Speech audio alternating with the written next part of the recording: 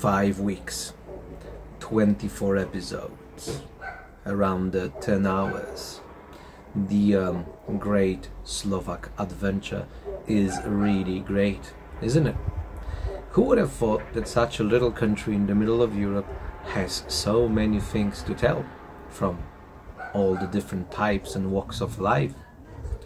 And it was a bit of a dream for a long time, which came true, which is great, of course, but maybe more important still, that was my first proper approach to something completely new to me, to the virtual world. It wasn't always easy, both from the point of view of recording and later editing, but it was interesting, definitely, and I hope that during the time you could see the learning curve from the first to the last episodes, as I hope you also see how things progressed towards the better side of things. Anyway, even if it's the first and the last great YouTube or video adventure, I'm kind of proud of it, even if it's not perfect. But maybe it is the first, not the last. It doesn't look like Slovakia behind me anymore, does it? What is vermouth doing in my hand? Maybe we are not in Slovakia anymore.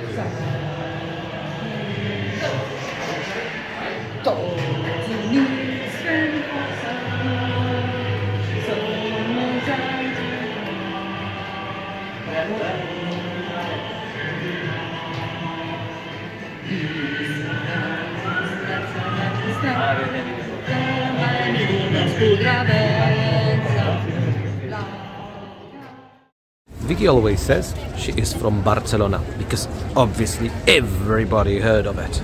But in reality, she is from a little town 10 kilometers out of Barcelona itself. She is from a town called Alella. So today we are not going to visit Barcelona, we are going to visit her town. And mind you, I'm right now in the middle of it, walking around the little town square with a nice church that's, you know, like a 1000 years old or something, typical of the Mediterranean, I guess. And the first time the name of the town appears in a document, that's 975. So the town is officially more than 1000 years old. So we're going to walk around it a bit, and Vicky will tell you about some more interesting spots or curious topics that are important for Alella. Dzień dobry. Dzisiaj jesteśmy w moim miasteczko. Moje miasteczko ma więcej niż 1000 lat. Ziemianie tu robili wino, więc jest bardzo stare i bardzo piękne. Więc jesteśmy na rynku i tutaj, jak każde miasteczko w Katalonii, mamy taki sam kształt. Więc macie rynek i tu jest urząd miasta ratusz. Ten ratusz ma portal, który jest od XVI wieku. Tutaj mamy też kościół, mamy targ albo kleparz i też mamy piękne tarasie, gdzie mieszkańcy na przykład robią wermut, jest słońce, słoneczko i dzieci też mogą tutaj grać na placu. No? I to jest centrum miasta. Malutki, ale bardzo piękny. An extra little commentary here. She might have told you everything in English herself, but I thought that you should listen to her Polish, which is rather formidable, I'd say. But now let's enjoy the fact it's a beautiful sunny morning in late December, almost 20 degrees. Let's walk around a bit. So this is the main square again, but let me take you to the old school market. We love such places. It is very small because Alella is very small. It doesn't mean that it's not cute. But that's not the important bit. The important bit here is one particular stall. There is something which Vicky misses in Krakow very much. This fish and frutti di mare straight from the sea. And especially when it's ready on the table, it is a beautiful thing. But let's walk around the city a bit more.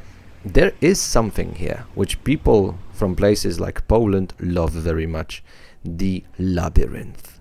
All the tangled streets. It's very easy to get lost here, which, if you're a tourist especially, is very often the point. But the point for people who live in Aleja is not getting lost in the labyrinth. You can see all the buildings are modern. Of course, Aleja is one of the bedrooms for Barcelona. So the point here is not to visit historical places, but to have a comfy life. And that's pretty much the point. Of course, it doesn't mean there's no history. Walking around some of the streets here, you are walking in the footsteps of Via Augusta, so the Romans.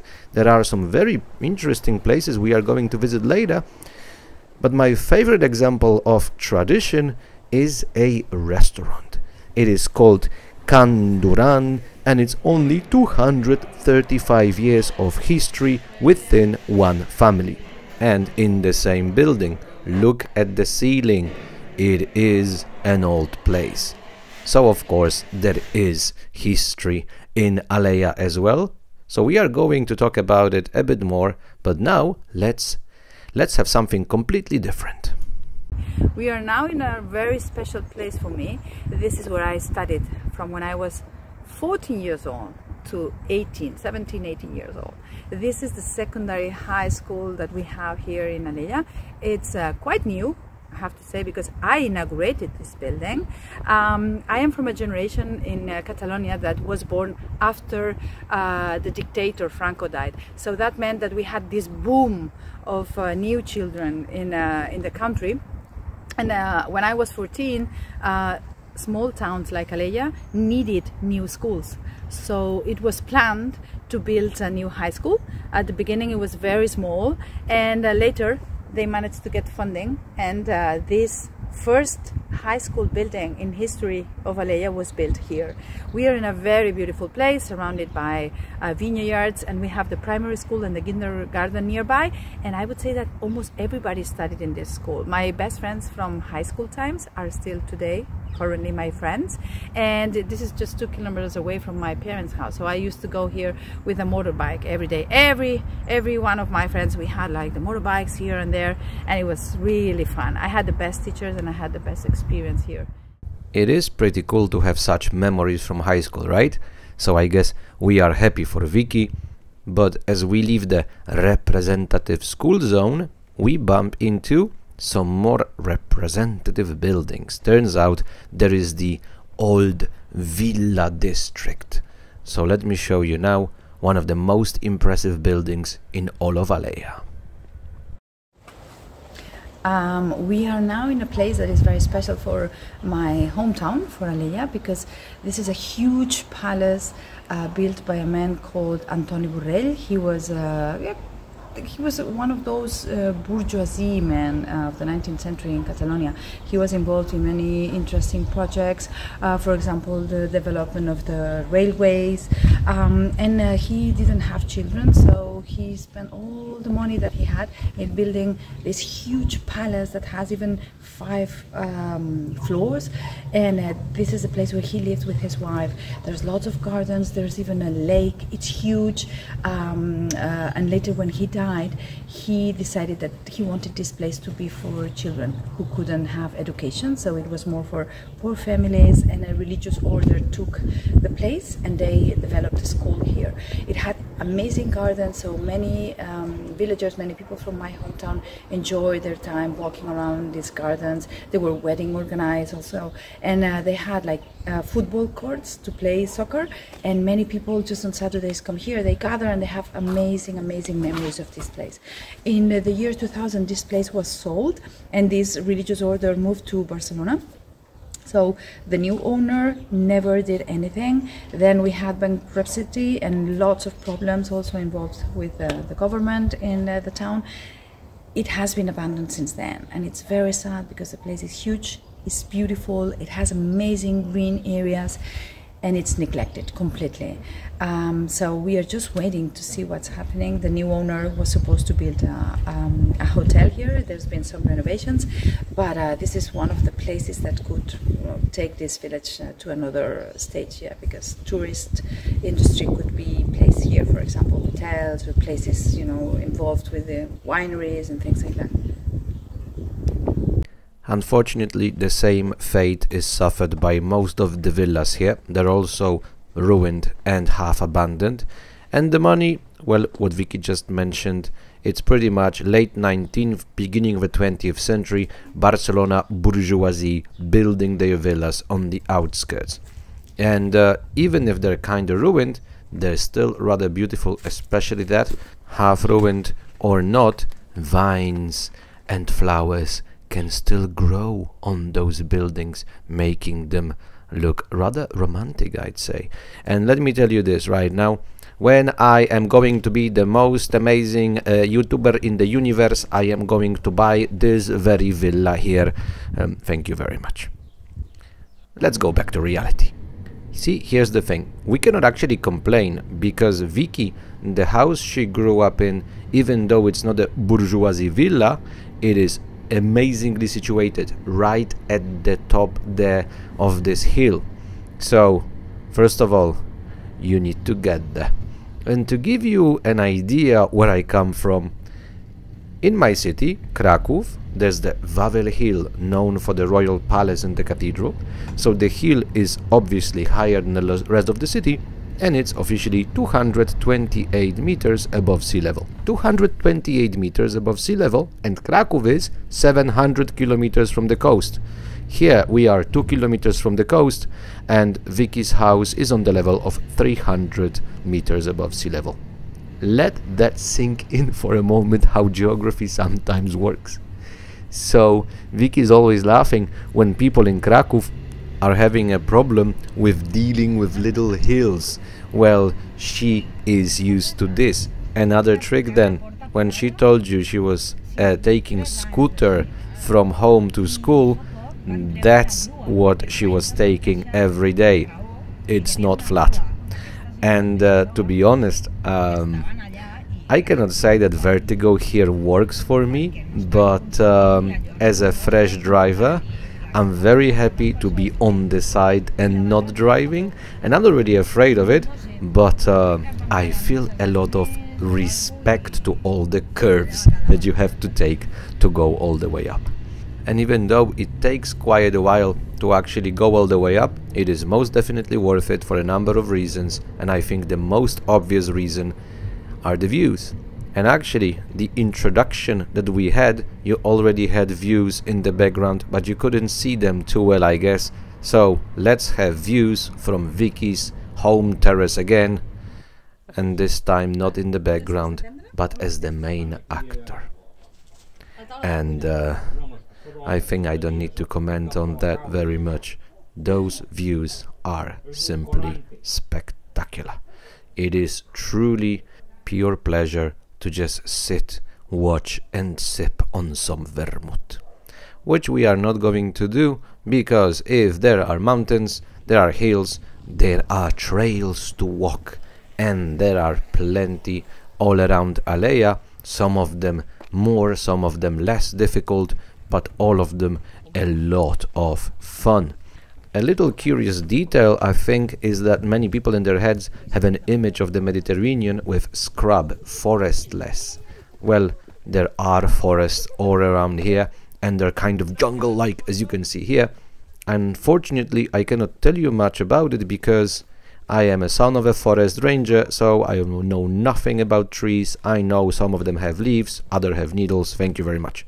What saves me is history.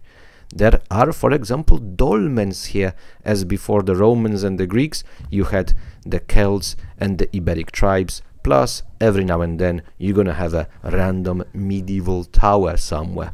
Most of them will be in a ruined state because there are so many of them that there is no possibility and no point really in renovating every single one properly. And anyway, those ruins look rather atmospheric. Anyway, it's all about the views again. This time of the interior. Unfortunately, we cannot see the Pyrenees as they are behind the mist, but it's not about the Pyrenees here. There is a hill, so let's have a closer look at it.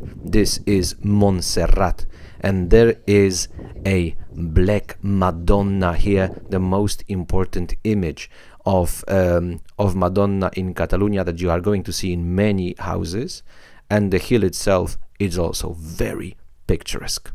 So a little family selfie with Vicky's sister, and let's go back to Alea again for the most important thing of all. As a proper Mediterranean town, wine is on the agenda.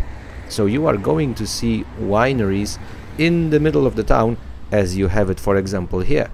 But actually it's not simply wineries, it is denominación de origen. So Alea has a special geographical designation legally protected, and it's known in Spain for two reasons. It's one of the, if not the smallest recognized wine region in the country, plus it is known for very specific microclimate and conditions, which are perfect for something called cava.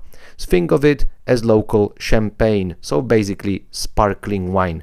That's what Alea is famous for, and you can actually have degustation in the main winery.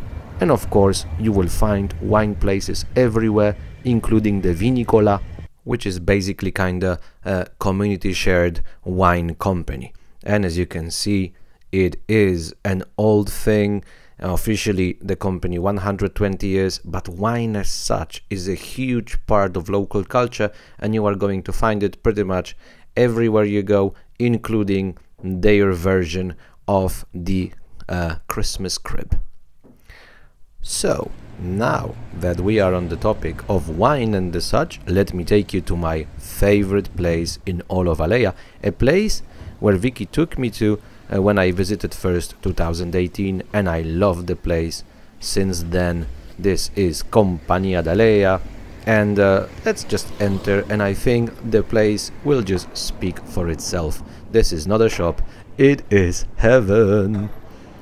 Now if you want to buy something for home, that's the place, but if you feel like having something at the spot, they also have this little bar. And the idea here is super simple. Barrels serve as tables, and if it looks slightly uncomfy, that's the point. You are not supposed to spend here all night. This place is for something else. Vicky explains it best. We are now in a place called La Compagnia d'Alea. This is a place where obviously, as you can see, you can buy wine, but you can also consume it. We are now having something called vermouth. This time for vermouth is usually between 12 or 2 o'clock, which is the current time now. We have some chips, some olives, some tapas, and we are drinking vermouth. After, we're going to have lunch, and this is one of the most traditional places in Alea where you can have these tapas, drink, and enjoy. So cheers to you. And this, for me, is the absolute highlight. Cava, unfortunately I cannot drink sparkling wine.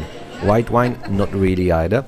Red wine, yes please, but I absolutely love the local vermouths.